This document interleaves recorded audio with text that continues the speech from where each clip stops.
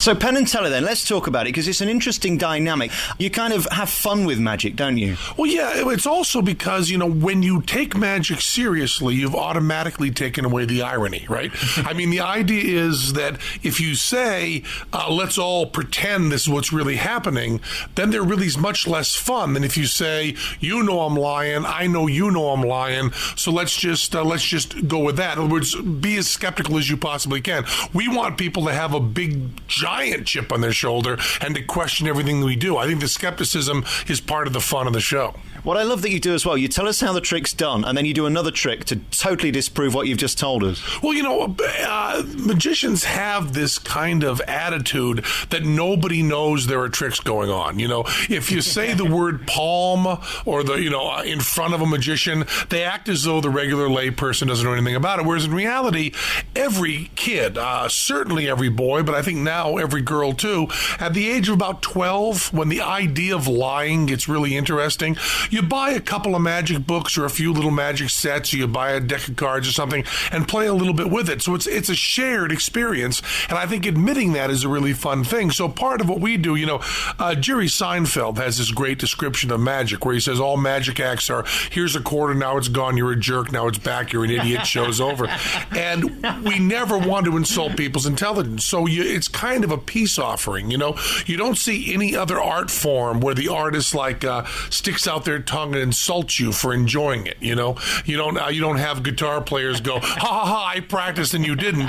So we like to show a couple of the tricks so that people know that we know they're all tricks and that we're not pretending that they're idiots. And then maybe it's fun to be fooled once in a while too. Are there any new magic tricks? Because there's a lot of way of doing old tricks. I mean, are you actually creating stuff now which is brand new? It's all about how you lump and how you group things. They'll tell you there's 5 plots in all theater and there's nothing new under the sun. And of course, if you do it general enough, something happened that violates the laws of physics, then of course there's nothing new. If you talk about he said this exact word, then every performance is entirely new. So I think it's a very difficult question to really answer. What's interesting about magic is that magic used to be the forefront of technology. Electromagnets were first used by Robert Houdin, and movies, of course, were invented by magicians. And then in the 20th century, regular people, lay people, became so aware of technology that magicians really stopped using much technology. So most of the actual technology that's being used is all stuff that's 50, 75 years old. But the idea of lying, the idea of how you distort truth, which is exactly the same idea as how you ascertain truth, I think remains fascinating. And the way that stuff's distorted in our world is always the same and always changing. So magic can kind of do that too. I've always loved magic. I've always wanted to be a magician because I find it so fascinating how you're almost like a politician. You're telling us one thing and then doing something totally different, but making us think it's still that thing you told us. But the big difference is that we put a proscenium behind it. I mean, that's where the morality changes. It's so fascinating that lying is an immoral act. But once you put a proscenium around it, it's okay. I mean, if Robert De Niro were to go around saying he was Travis Bickle and he drove a taxi, he would be insane. But put it in a movie and he's a genius. And I love the idea that I can consider myself a moral and straightforward person and yet go on stage, because we've put the sign up that says Penn and Teller, and because that means we're going to lie, we can do all sorts of underhanded things there and make them completely moral. That's kind of a fun thing. It's interesting now the way magic's gone, really, because there's the illusionists like David Copperfield. Is he a proper magician? Oh, sure. As a matter of fact, when you think of a magician, I think it's pretty accurate to think of David Copperfield. What I find so odd about magic in the 20th century is Houdini took this whole other step. Houdini took away really all the mystery and said, there's no life after death. You can't talk to the dead. I'm just doing tricks. He did everything he could to bring it down to earth and make it personal and artistic. And it's really funny that after he dies, in the early part of the 20th century, no one continues that skepticism. They all go right back to, here's another big box I bought, and then you point at it. I think that the major problem with what you think of as standard magic is just the lack of an idea and the lack of a personality. It's more just parading. It's almost like a tractor pull. You parade some big piece of machinery out that's pretty fascinating and show it to people, and that can be a really fun thing to look at, but to me, it doesn't challenge my thinking and give me something fun to play with in my head. The thing I love about you guys, Penn and Teller, is, if for those who don't know, we're talking to you today because your partner doesn't talk, does he? Yeah, and Teller doesn't talk much. He talks less than me, which is also true for you. It predates Penn and Teller, actually. When we first worked together, we were two separate acts on the same bill, and Teller had already been working silently for 3 or 4 years. He put himself through college doing magic at frat parties, which I believe is one of the inner layers of Dante's Circles of Hell. And he had found that if you're working a rough environment and you're being heckled a lot, if you don't say anything, people do get sick of heckling you. And I had worked similar rough environments, being faster and louder. So we had these two separate acts in the same bill. We wanted to do something together, and we had to keep the integrity of the two solo acts. And then out of that, we discovered a lot of stuff. And one of the things is, if one person doesn't speak, the audience can project on them very easily. And also, it turns what is a two-person show into a one-person show in a certain sense.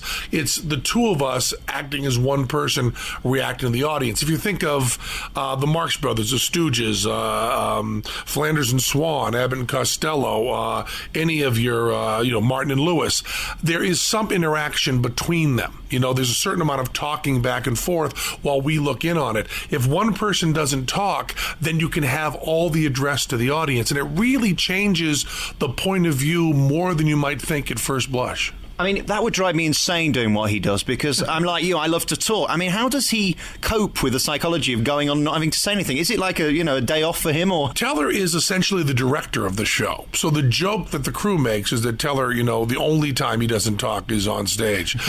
He's really in charge of how all the show goes together, all the crew, how it all works. I write most of the stuff. We work on the scripts together. So he has a voice. It's almost like saying the question is a little more, how could a playwright sit in the audience and not scream out the lines? He does have the whole scenario is somewhat under his control. So in a certain sense, what he wants to say is being said in I guess, every sense. What gets Teller the maddest is if we do one of our bits that's slightly controversial, some of the stuff on bullshit or something, all you got to do is say to Teller, well, how can you just stand there where Penn says that awful stuff? And then he just freaks out. That anyone would think that I would say anything he didn't agree with is very offensive to him. You're such big business, and the surroundings here are the most elaborate I've seen anywhere in the world. They really look after you magicians, because you really do bring people through the door. Well, I think one of the reasons that magic, just in general, not separating us from Lance in any way, is that almost all other entertainment, you can get some version of it electronically. I mean, you may want to see Elton John, and Elton John may do a great show, but you have some sense that some of his good performances have been recorded electronically on records. We do know those records. So you're coming for the experience of being in a room with him and what he might do that night, and that's all terrific, and I'm not saying anything against that. But magic only exists live. Once you put it on TV, it goes away because you've got special effects, and no magician has ever competed with real special effects. And there's all this trust when you're in a room with that stuff. So when you've got a place like Las Vegas, which has a lot of people that don't see a lot of live shows. It's not London, it's not New York, it's not Chicago. It's a lot of people that don't go to major cities and see theater. I mean, you probably see theater once a week. I do too. But there are many people in the world, in even England and the U.S., that see theater maybe 4 times a year. And if that's the limited time you're going to see it, seeing something that can't be seen in any way or experienced electronically is a good plus. So I think magic is always going to do well in a place like Las Vegas. And we do well, I think, because Vegas was for so so long just those old tired George Burns impersonations and feathers and that kind of stuff. And there was this sense that Vegas had in the 70s and 80s dumbed itself down so that everybody was coming ironically to Vegas. Everybody was coming, like Jonathan Ross to have a cigar and make fun of everything, And I think that it got to a certain point in the 90s where people were saying, okay, we're having enough fun making fun of stuff. Let's see some good stuff. And that's when, the Blue Man Group comes in. They came in shortly after us, and I was a big part of convincing them to come out, because I think that Vegas is turning into a place that may, I know this sounds crazy, but may in 10 or 15 years be able to really compete with London and New York for doing really new, real theater. Right now, I believe we're the only show in Vegas that does new stuff right in our show. Most other stuff, Mamma Mia, Blue Man Group, it's all put together in New York or in London. Phantom of the Opera is coming here. You put it together in some other city, and then you chop it down and put it here. Teller and I live here now, and we're actually doing, since we've been working in Vegas in a 90-minute show, we've done about 4.5 hours of different material. So we're actually writing and putting new stuff in, and I would like to see every show in Vegas doing that, so that, people that live in New York and London and LA and Chicago can go, oh, there's this thing that's playing in Vegas that we can only see there. How much risk is involved with most of your tricks? I know there's a lot of shtick that goes on with you building it up, but actually, how likely is it that something may not work? Harry Houdini was fond of saying that he wouldn't do anything more dangerous than sitting in his living room. I think it's very important. I'm going to ask you to come to our show tonight. We're going to sign bullets, load them in the .357 Magnums, and shoot them out of guns into each other's faces, and we're expecting you during that to laugh. If there was any real chance of being injured, that would be an immoral act. It's very different from going to a race or a boxing match where someone can actually get hurt. Part of what you're doing when you do representational violence is we're all getting together and kind of sticking our tongues out at death and suffering. We can't solve it in the real world, but in here you can watch guys load guns, shoot them into each other's faces, and have a laugh at that because they're safe. Now, if in our past we had some sort of horrible accident, when you sat in the theater, that feeling that you have of something could go wrong would be tainted by something actually did go wrong, and then your joy at worrying about that, I believe, is different. So a lot of acts will build up, will they really get hurt tonight? Whenever we do anything like that, we always do it with a wink, because I really firmly believe people should not be hurt in show business. That should be a celebration. There are people with jobs where, sadly, they have to put themselves in harm's way. Firemen, soldiers, police, ambulance drivers, certain kinds of doctors. We don't need anybody in show business to do that. Let's very quickly in our remaining moments talk about Vegas, because how are you sat here now not 27 stone with all the buffet, the food around you, all the indulgence? Does it not drive you crazy living here? Well, there's this thing that happens when you live in Vegas, and that the Strip is just that 5 miles, and Vegas is a community of well over 1 million people now, and you tend to, it's a cultural thing. I mean, everybody that I know that lives in Vegas has ways of driving everywhere to completely avoid the Strip. When I come in, I barely see any signs. I come way in the back way in the parking lot. I park here, go to my dressing room, and I go back out. I guess I shouldn't say this. It's a very anti-Vegas thing to say. I've never had a drink in my life. I've never had a recreational drug in my life. I have gambled, I suppose, $20 or $30 to try it out. I don't ever gamble. And when we're done with the show tonight, I intend to go home and watch MI5 on a DVD. The second season closer of, which don't tell me about it if you've seen it, of Spooks, and that's the excitement of my life. So you really are part of other people's, 1 week vacation, but your life still has to go on fairly normally. Is there anything you're missing here, being in the middle of the desert? Well, I don't know how I would feel about living here if I lived here 52 weeks a year. I do get to go to other cities, and that makes a big difference. Vegas has some catching up to do. It's I think it's a few years younger than London.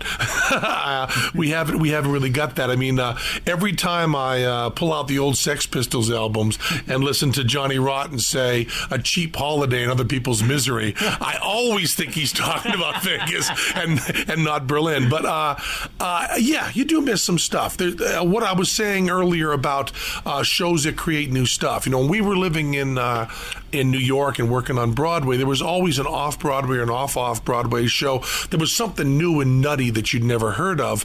Now, most of the shows, where I live now in Vegas, most of the shows that come here, I've already seen in another major city. So you do miss that, and I get that by going to those major cities now and again. But with communication being what it is, the only thing you have to go to other cities for is, of course, the live stuff, because everything else can be gotten electronically. So there's a little bit missed, but there's also the fact that Vegas is so young and they're tearing stuff down. And they're certainly putting up new buildings in the skyline, and all that stuff seems interesting. But, and we all know this in our heart, wherever you go, there you are. I loved living in New York. I loved working in London. I loved working in Boston. I loved working in L.A. I loved working in San Francisco. And I love living in Vegas because mostly, and I don't mean to go into some horrible cliches here, but I really do care about doing the show. And where I'm doing the show, I'm pretty happy. Are you going to stay here forever, or do you think then it's time to go and tour again and see other cities and take the show around the world? Well, the idea is that we're working 46 weeks a year here, and we're supposed to go out and do other cities. We've had TV stuff to do and movie stuff to do that we haven't been able to do that. We still want to get to major cities and do that. But there's this weird thing. When you work in New York, the investors can give you complete freedom to do whatever you want, but they're nervous. They've got a lot of money invested. In Vegas, the people here at the Rio like our show and just completely leave us alone. And we put a new bit in, like I don't know how long it's been since you've seen the show, but I imagine you haven't seen King of Animal Traps. No. That'll be in tonight. No. And there's a new opening you haven't seen that'll be in tonight. And no one from the Rio pays any attention to that at all. And I mean that in the best way. The big cheeses come in with their kids every 6 months and go, "Oh, great to see you guys." So I imagine we'll be here for a while. We've never experienced, and this is so odd for anybody that's from, New York or LA or Chicago or London. It's so odd to say this to anybody who works in the arts, but Vegas has given us more artistic freedom than any place else we ever played. Is there any nervousness now, or is it just second nature to you? Well, we've done thousands of shows, and you learn to that absolute, the vomiting, the absolute panic goes away. But when it's time to actually walk out on stage, you ramp up from 0 to 60 pretty quickly. You can get rid of all the nervousness in the half hour, an hour before the show. But boy, you don't want to get rid of the nervousness that comes when you walk on stage. Penn Teller's on at the Rio Casino, which is just off the Strip, and it's a great casino to come and spend some money in there and then come and see the show. It really is one of the most different shows in the world, and that's so nice that you're not just doing the normal magic show. It's a really entertaining show. And never lose that edge, because you're a show that you're always going to shock and say something that makes you either laugh, cry, scream, or phone the newspapers. Oh, thank you so much. Thanks. Penn, thanks for talking to me. Thank you. The Alex Belfield In Conversation podcast. Alex Belfield.